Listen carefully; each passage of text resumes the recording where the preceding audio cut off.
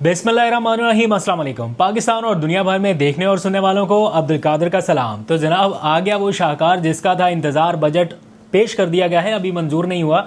अभी कुछ दिन ये मामला चलेगा। इस बजट में अमीरों के लिए क्या है, गरीबों के लिए क्या है, टैक्स में कितना इजाफा हुआ, किसानों के लिए क्या है, कमी क्या हुई, ये सारी चीज़ें एक एक करके आपको बताता हूँ। ओवरऑल आज दो तरह के महाजों के ऊपर माहौल गर्म था। एक ऐवान के अंदर चूँकि बजट पेश होना था, दूसरा अडयाला जेल के बाहर। आज मुलाकातों का दिन भी था और कल इमरान खान का केस भी लगने जा रहा है।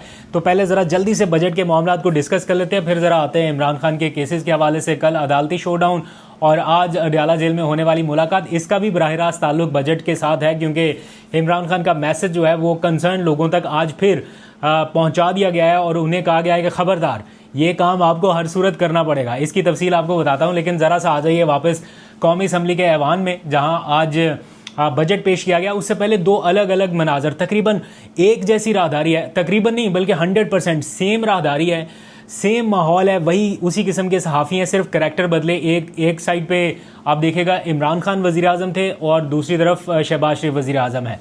दोनों से एक जैसा क्वेश्चन पूछा गया। ये बजट के दिन की ही दो अलग अलग फुटेजेस हैं। जब इमरान खान बजट पेश करने के लिए आ रहे थे, उनसे जब पूछा गया, उन्हें पता था कि आवाम के लिए वो बजट में क्या रखने जा रहे हैं और कितना इकनॉमिक ग्रोथ उनके दौर में आ चुका।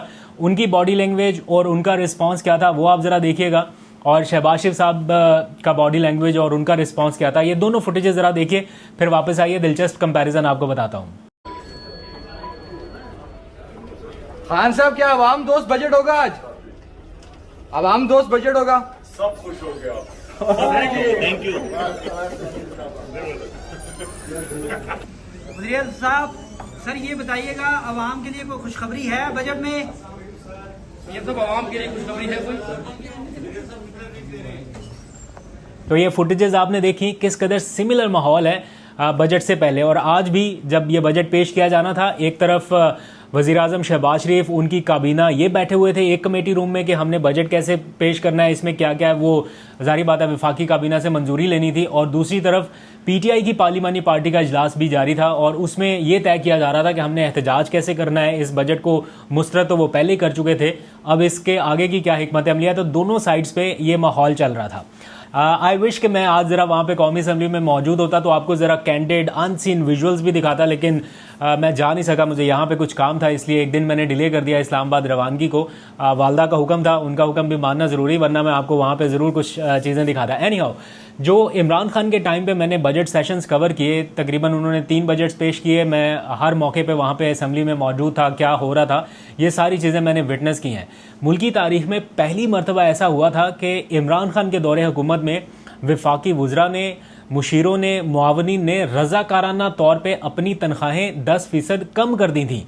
मैं आज बजट के हवाले से पुराने कुछ अदादोशुमार सर्च कर रहा था, तो मैंने जब अपनी ही टाइमलाइन पे देखा तो एक ट्वीट मेरे सामने आ गया और ये वाकई नज़रों से चीज़ ओझल हो चुकी थी, या हम भूल चुके थे कि इमरान खान के दौरे हुकूमत में सारे वुज़रा ने, सारे मुआवनीन ने, मुशीरों ने, वज़ीरों ने अपनी तनख्वाहें 10% तक कम कर दी थी रज़ाकाराना तौर पर। और ये आप टेलीविज़न स्क्रीन्स के ऊपर जो ब्रेकिंग न्यूज़ उस टाइम हमाद अज़हर पेश कर रहे थे, वो भी आप देख सकते हैं कि ये हुआ था, खाली ट्वीट की हद तक या कोई अफवाह नहीं है, वाकई ये काम उन्होंने कर दिखाया था।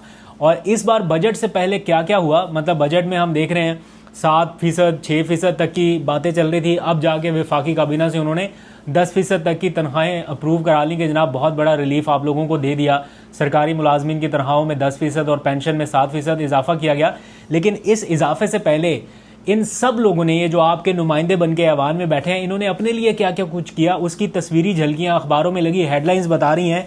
सबसे पहले शुरुआत हुई पंजाब अरकान के MPA से। सबसे पहले MPAs ने अपनी तनख्वाहें बढ़ाई, वो भी कोई 1-2 गुना नहीं, 8 से 10 गुना उन्होंने अपनी तनख्वाहों में इजाफा किया। उसके बाद बारी आई MNAs की, और MNAs की तनख्वाहों में 300% तक इजाफा किया गया। अलाउंसेज अलग और बाकी सारे पर्क्स एंड प्रिविलेजेस जो उनको मिल रहे हैं वो अलग, लेकिन तनख्वाहों में 300% तक इजाफा हुआ। उसके बाद वफाकी वुज़रा की बारी आई और वुज़रा की तनख्वाहों में भी 150% तक इजाफा कर दिया गया। और उसके बाद स्पीकर और चेयरमैन सेनेट की बारी आई, 600% तक इजाफा। ये हैरान कुन था, अपनी नौयत का एक बिल्कुल मुनफरिद वाक़या था जब ये कुछ दिनों पहले, 2-4 दिनों पहले 600% तक इजाफा किया गया, वो भी अलाउंसेज से हट के। और सिर्फ यही नहीं, बाकी रह गए जजेस जजेस की तनख्वाहों में भी अभी हालिया इजाफा जो आपने देखा है वो क्या क्या कुछ है, कुछ एडहॉक जजेस तैनात किए गए सुप्रीम कोर्ट में, वो अपनी पेंशन अलग ले रहे हैं और नई तनख्वाह जो है, नया इजाफा वो अलग से वसूल कर रहे हैं। और फिर जो बाकी जजेस थे उनकी तनख्वाहों में भी इजाफा किया गया। तनख्वाहों में इजाफा कोई बुरी बात नहीं है, पर्क्स एंड प्रिविलेजेस ये हर सैलरीड क्लास का हक है, मिलते हैं। लेकिन जब कंपैरिजन की बात आती है कि आवाम के पास क्या जा रहा है, बड़ी मुश्किल से 6 से 7% तक की हेडलाइंस चलती रही 2-3 दिन तक कि जनाब बहुत मुश्किल है, 6 से 7% तक इजाफा करना पड़ेगा, इससे ज़्यादा नहीं। और फिर काबीना के इजलास में 10% तक इजाफा हुआ। अगर ये 6 से 7% तक की रखते तो फिर अवामी रिएक्शन या जो रद्द-ए-अमल आना था शायद वो फेस ना कर पाते। और अभी भी को बहुत ज़्यादा नहीं है, ये इन हालात में ऐसे ही है कि हातिम ताई की कबर के ऊपर ही लात मारी। बहरहाल वापस आते हैं, ज़रा ऐवान के अंदर की बात करते हैं। आज जब ये बजट पेश हो रहा था तो पीटीआई ने यह फैसला किया था कि वो एहतजाज करेंगे। उन्होंने अपनी पार्लिमानी पार्टी की मीटिंग में ये तय कर लिया था कि एहतजाज करना है हर सूरत, क्योंकि बजट तो वो मुस्तरद कर चुके थे। तो अब जब एहतजाज शुरू हुआ तो वैसे टीवी चैनल्स के ऊपर अक्सर हमने हेडलाइंस चलती देखी है ना कि ऐवान मछली मंडी का मंजर पेश करता रहा जब एहतजाज वगैरह होते हैं, नारेबाजी होती है। लेकिन आज ऐवान मछली मंडी का नहीं, लेला मंडी का मंजर पेश कर रहा था, क्योंकि आज बाकायदा जो ये इन्होंने अपने हाथों में प्ले कार्ड्स उठा रखे थे उनके ऊपर वो तस्वीर थी। इवन ऐवान में भी वो तस्वीर लहराई गई। सिर्फ तस्वीर ही नहीं, फिर इन्होंने बाकायदा जो नारे लगाए हैं वो भी इसी के हवाले से लगाए कि ये लेला बजट है, हम इसको मुस्तरद करते हैं। इस किस्म के नारे लगा लगा के इन्होंने अपना भरपूर किस्म का एहतजाज किया। और बहरहाल इस एहतजाज में, इन नारों में बजट पेश हो गया। अब ये 2 दिन का गैप रहेगा, 13 को दोबारा से होगा और फिर इसमें थोड़ी बहुत हल्की फुल्की डिबेट होगी, कोई एक आध चीज़ माइनस प्लस होके ये बजट मंजूर कर लिया जाएगा। तो ये इस टाइम की सिचुएशन है। अब आ जाइए ज़रा अडयाला जेल के शोडाउन की तरफ, क्योंकि आज अडयाला जेल में भी मुलाकातों का दिन था। वही सारा मंजरनामा, पुलिस वहाँ पे भी खड़ी है, रोक रही है लोगों को जाने के लिए, नाके लगा के 2 जगहों पे नाके लगाए जाते हैं, एक से गुजरता है दूसरे पे रोकते हैं। इमरान खान की बहनों को, वुकला को, बहुत सारे लोगों को रोका गया। बहरहाल समहाउ 2 बहनें उनकी मुलाकात करने में कामयाब रही। जाने से पहले उन्होंने बताया कि हम आज बहुत अहम पैगाम लेके जा रहे हैं इमरान खान के लिए, ये सरप्राइज़ है, अभी हम डिस्क्लोज़ नहीं करेंगे, बाहर आके बताएंगे क्या है। अभी भी उन्होंने डिस्क्लोज़ नहीं किया, लेकिन बहरहाल उनकी इमरान खान साहब से मुलाकात हो गई।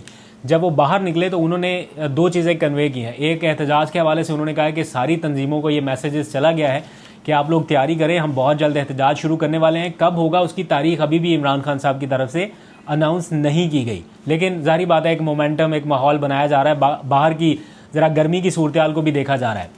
दूसरा ये पैगाम पहुंचाया गया जो कि बजट के हवाले से लिंक है, जो मैंने कल के व्लॉग में आपको बताया था कि अली अमीन गंडापुर साहब को ये कहा गया था कि मेरे से मुलाकात के बिना ना ये बजट पेश होगा ना मंजूर होगा। और आज भी इमरान खान साहब का वही मौक़िफ़ है। वो कह रहे हैं, अलीमा खान ने ये बताया कि इमरान खान साहब की जानिब से उन्हें बताया गया, उनकी बहनों को जो मुलाकात करने गई अंदर, उनको ये कहा गया कि मैंने अली अमीन गंडापुर को समझा दिया है कि KPK का बजट मेरे मंशूर के मुताबिक होगा, क्योंकि KPK की हुकूमत पूरे मुल्क को रिप्रेजेंट कर रही है। इन अ सेंस के वो समझते हैं कि ट्रू गवर्नमेंट वहाँ पर है, फॉर्म 45 के अकॉर्डिंग है और बहुत सारे लोग उसकी तरफ देख रहे हैं। तो ये ऐसा बजट होना चाहिए जो सही मानों में आवाम की नुमाइंदगी करता हो। इसलिए मेरे से पूछे बिना या मेरे से मुशावरत के बिना ये बजट पास ना किया जाए। और 2-3 लोगों को उन्होंने कहा, मुजम्मिल असलम को भी, कि वो मेरे से आके मिलें। अब देखते हैं कि कब उनकी मुलाकात हो पाती है। जहाँ तक बात है अब कल के शोडाउन की, कल 11 जून है। इमरान खान साहब का जो ज़मानत का केस, सज़ा मौतली का केस, कल वो लगने जा रहा है इस्लामाबाद हाई कोर्ट में।